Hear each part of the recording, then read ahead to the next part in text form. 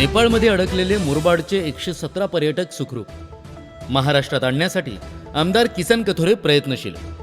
नेपाळमधील काठमांडू आणि पोखरा येथे मुरबाड तालुक्यातील तब्बल 117 पर्यटक अडकले असून त्यांना सुखरूप महाराष्ट्रात परत आणण्यासाठी आमदार किसन कथोरे हे राज्य शासनाच्या माध्यमातून सातत्याने प्रयत्न करत आहेत. दरवर्षीप्रमाणे यावर्षी देखील मुरबाडमधील भाविकांचा मोठा गट पशुपतीनाथ मंदिराच्या यात्रेसाठी नेपाळला गेला होता. मात्र अचानक कायदा आणि सुव्यवस्थेचा प्रश्न निर्माण झाल्याने हे पर्यटक परतीच्या प्रवासात अडकून पडले आहेत. यामध्ये मिलिंद मडके, रामभाऊ दळवी, सुधीर तेलवणे, महेंद्र तोंडलीकर, अर्चना विशे, नितीन सूर्यवंशी, संध्या कदम, संगीता साबळे यांच्यासह 117 जणांचा समावेश आहे. यातील काहींनी विमानाची तिकिटे तर काहींनी रेल्वेच्या प्रवासाची तिकिटे आधीच घेतली होती. मात्र सध्या अराजकतेमुळे विमानसेवा बंद असल्याने प्रतीक्षेत राहावे लागत आहे.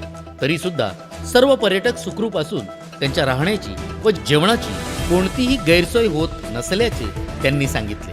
मिलिंद मडके आणि नितीन सूर्यवंशी यांनी पोखराहून माहिती देताना सांगितले की आम्ही सर्व सुरक्षित आहोत. थोडेसे भीतीचे वातावरण असले तरी चिंता करण्यासारखे काही नाही. आमच्या कुटुंबियांनी काळजी करू नये. दरम्यान काठमांडू आणि पोखरातील संचारबंदीची परिस्थिती पूर्वपदावर येत असल्याने पर्यटकांना लवकरच महाराष्ट्रात सुखरूप आणले जाईल असा विश्वास आमदार किसन कथोरे यांनी व्यक्त केला आहे. वृत्तसंकलन शुभगर्जना न्यूज, मुरबाड.